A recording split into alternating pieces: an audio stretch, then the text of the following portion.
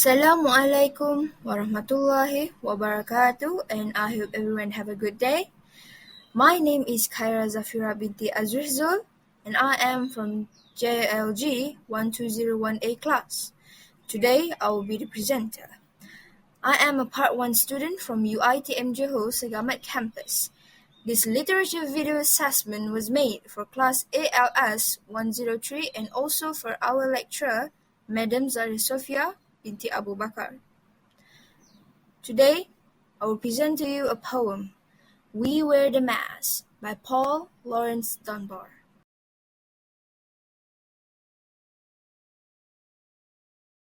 We will start by introducing the poet, Laurence Dunbar. He was born on June 27, 1872, and unfortunately he died on February 9, 1906, at the age of 33 as he suffered from pneumonia. He was widely known as one of American literature's first influential black poets. He produced articles, short stories, and poems, including several in dialect style that later earned him fame.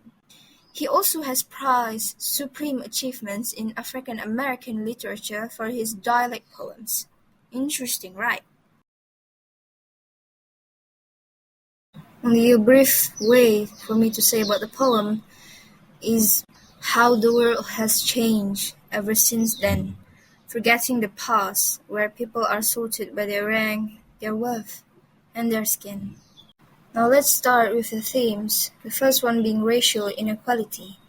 We Wear the Mask poem shown a clear meaning of the solidarity among those enduring systemic oppression by the white mainstream, hiding everything either that being their vulnerabilities, their voices, their feelings from coming to the surface.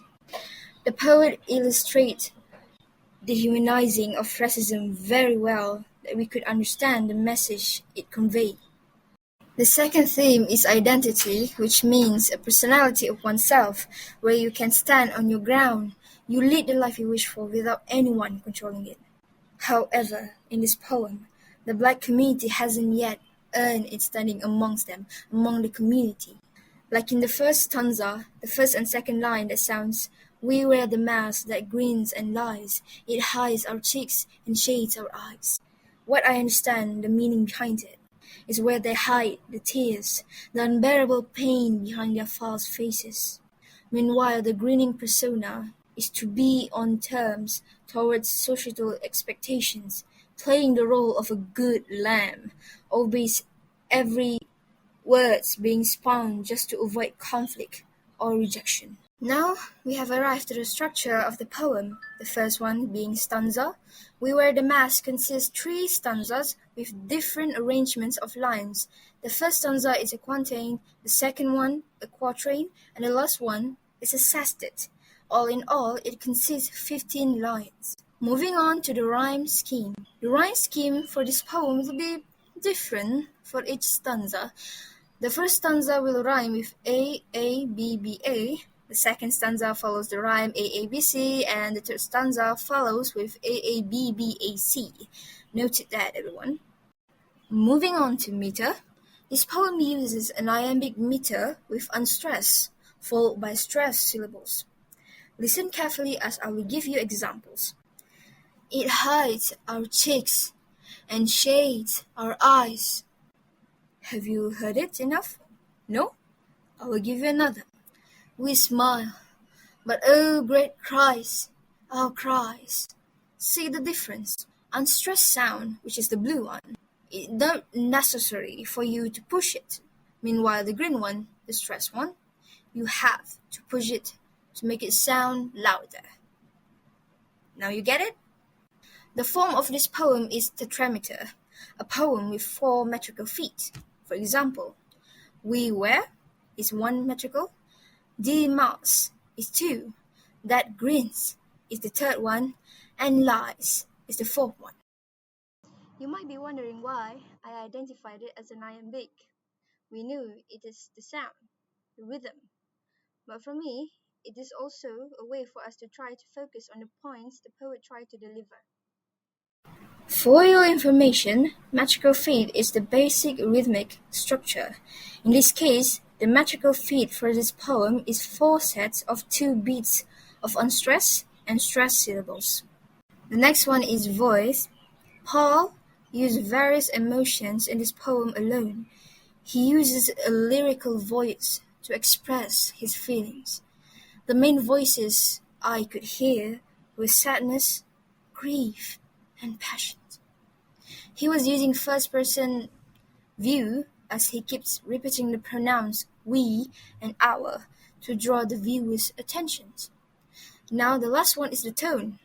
The tone that was used can concluded as defensive, depressing, and sentimental, in my opinion. Now, on the form of the poem, We Were the Mass is a closed-form poem as it uses specific and constant structure. The reason why it's closed-form solely over the reason it focuses on the theme, racial inequality and identity. Now we enter the sound devices. The first one will be rhyme. We Were the Mass uses a perfect rhyme. A perfect rhyme is when the sounds of the vowel or consonant are the same at the end of each lines. For example, lies, eyes, guile, smile, vi, mile, and cries, arise. The second one being the rhythm. Back to the structure. Meter, where this poem is an iambic and tetrameter type of poem, followed by unstressed and stressed syllables with four metrical feet. It contains a steady, controlled flow, mirroring the false calm of the storm behind the mass. It concludes voice and tone structures.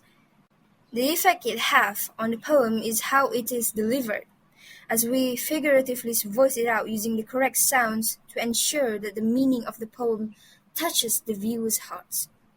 The third one being caesura, which is a break or pause in a line which can appear either in the beginning, the end, or in the middle.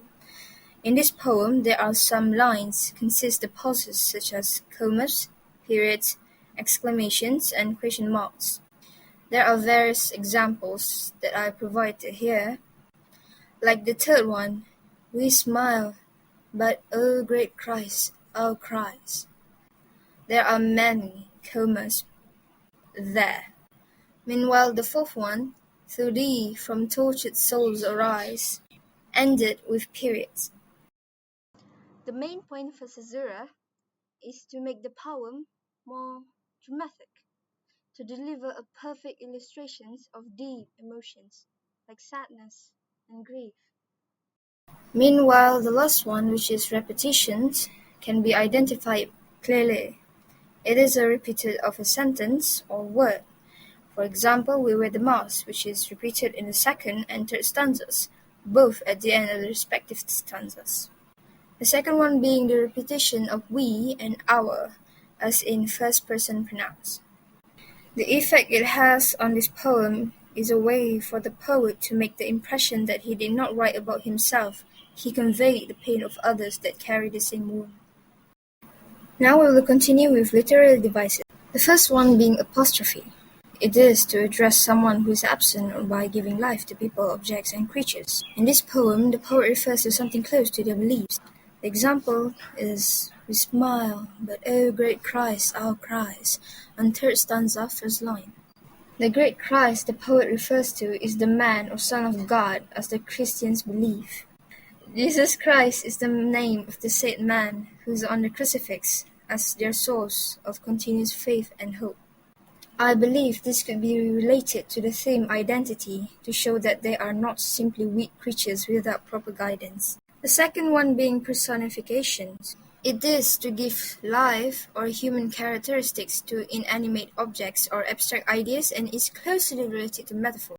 It is an expression of deep emotional pain, the mask that remains as the pretender, faces that ignores the evil of the world, while in truth, hiding thousands of stories. It's emphasized pervasive and controlling influence over their lives, making an abstract idea of deceit feel more tangible and oppressive.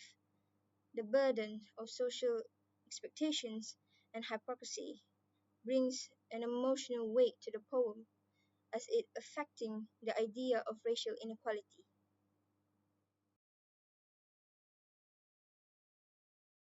Mars is the central symbol of the poem that heavily represents the facade people wear to hide their true emotions. It is affecting the poem by showing human tendency to hide their vulnerability. It also represents the anguish they conceal. The effect it gives to the poem through the title itself. It's how they carry all of this burden without yielding, refuse to open it up to the world. The last one being metaphor. The first example, we sing but oh the clay is vile, from third stanza third line. It's to compare the beauty they've done as a distraction from the reality, which where clay is vile here represents instability, difficulty and unworthiness, conditions they must persevere. While the second example, beneath our feet and along the mire from third stanza fourth line, it symbolizes the challenges they endure as their journey through life. Mile can be referred to long and arduous path of life, filled with burdens and struggles. It is affecting the poem by showing the difficult path they have to face, the constant burden they have to endure over time, showing their stronghold to their identity. Do you foresee any issues in working for a black man? No. He's colored? But you wouldn't last a week with him. This is the best Kentucky Fried Chicken I ever had. I can't do this, Tony. Eat the goddamn thing. What do we do about the bones? We do this. There you go. Just the two of us. We can make it if we try. Just the two of us. Just the two of us. Just